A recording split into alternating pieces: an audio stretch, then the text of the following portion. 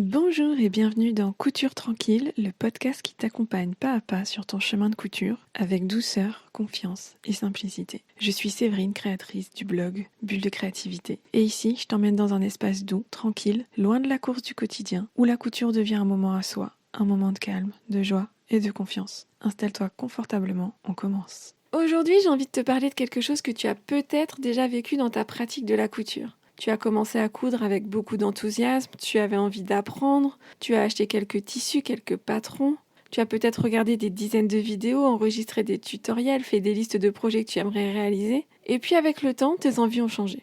Peut-être qu'au début, tu avais envie de coudre principalement des vêtements et aujourd'hui, tu as davantage envie de faire des accessoires. Ou peut-être que tu as longtemps cousu pour toi et que tu as maintenant envie de coudre pour tes enfants ou pour tes proches. Ou au contraire, tu as longtemps cousu pour les autres et puis maintenant tu as envie de coudre juste pour toi.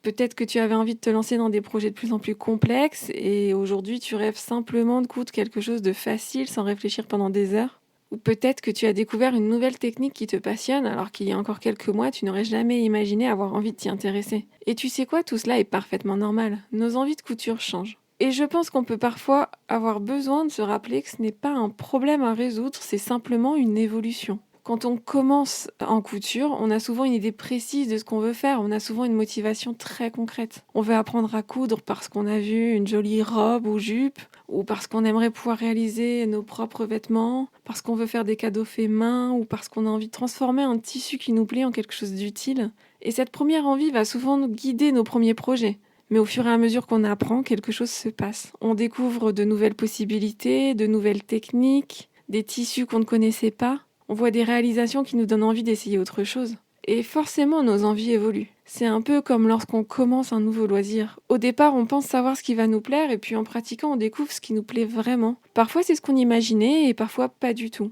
Et c'est justement l'intérêt d'expérimenter.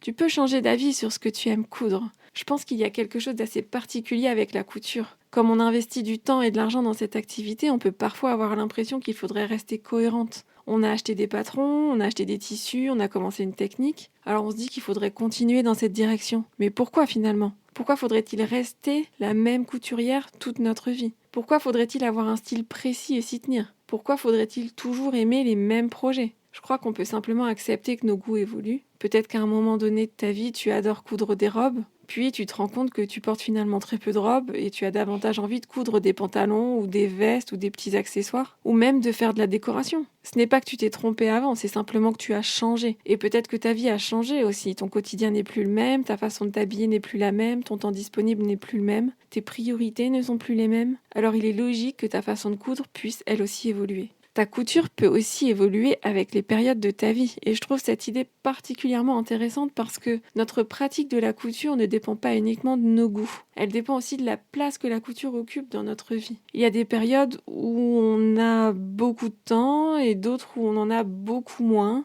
Et il y a des moments où on a envie d'apprendre, d'autres où on a simplement besoin de faire quelque chose de nos mains sans avoir à réfléchir. Il y a des périodes où on a envie de se lancer des défis, d'autres où on a besoin de retrouver quelque chose de simple et rassurant. Et toutes ces périodes ont leur place. Tu peux très bien avoir cousu énormément pendant quelques années, puis avoir beaucoup moins cousu pendant un moment. Cela ne veut pas dire que tu as abandonné la couture. Cela peut simplement vouloir dire que pendant cette période-là, tu avais d'autres choses à vivre. Et puis un jour, l'envie peut revenir.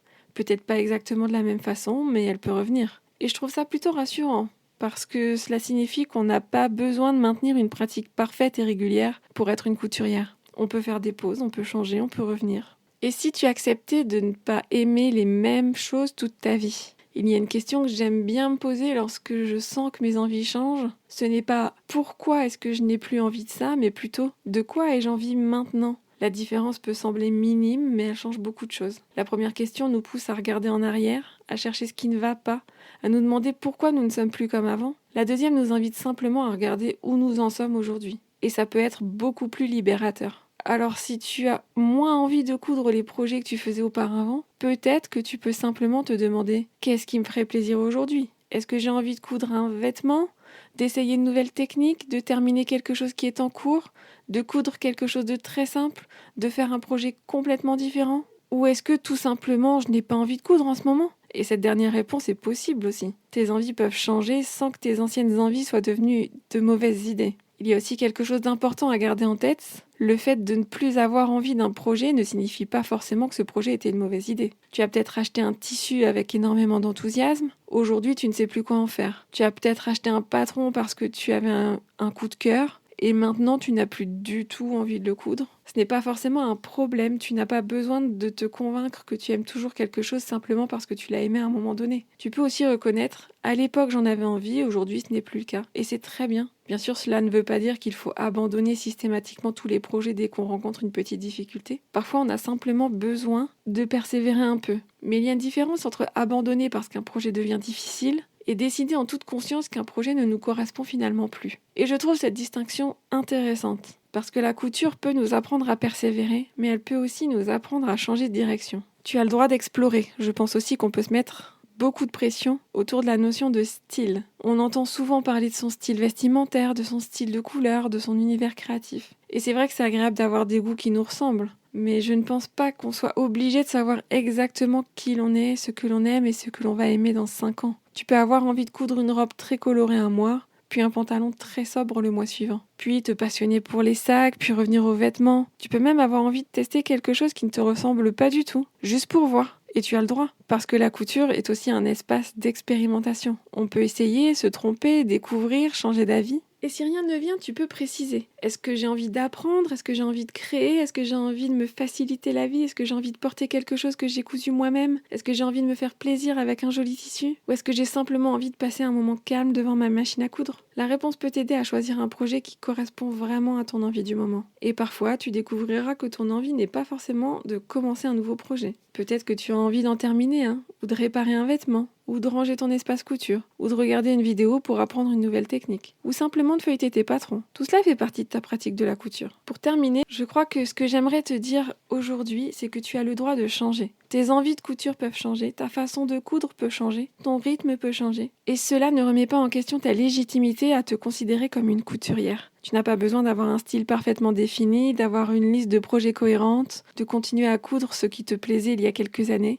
Tu peux simplement te demander de temps en temps « Qu'est-ce qui me ferait plaisir aujourd'hui ?» et laisser ta couture évoluer avec toi. Parce qu'au fond, peut-être que le plus important n'est pas de devenir une couturière précise, avec un style précis, une façon précise de pratiquer. Peut-être que le plus important, c'est de trouver une manière de coudre qui te ressemble aujourd'hui. Et demain, tu auras peut-être une envie différente. Et ce sera très bien aussi. Je te retrouve très bientôt pour un nouvel épisode de Couture Tranquille. D'ici là, je te souhaite de beaux moments de couture ou simplement de beaux moments tout court. À bientôt. Si cet épisode t'a plu, tu peux t'abonner au podcast pour ne pas rater les suivants ou le partager avec une amie qui aurait bien besoin d'un petit moment à elle. Et si tu veux prolonger l'expérience, tu peux me retrouver sur mon site Bulle de Créativité ou t'inscrire à ma newsletter pour recevoir régulièrement une dose de douceur et d'inspiration couture. Je te souhaite une très belle journée et je te dis à bientôt dans Couture Tranquille.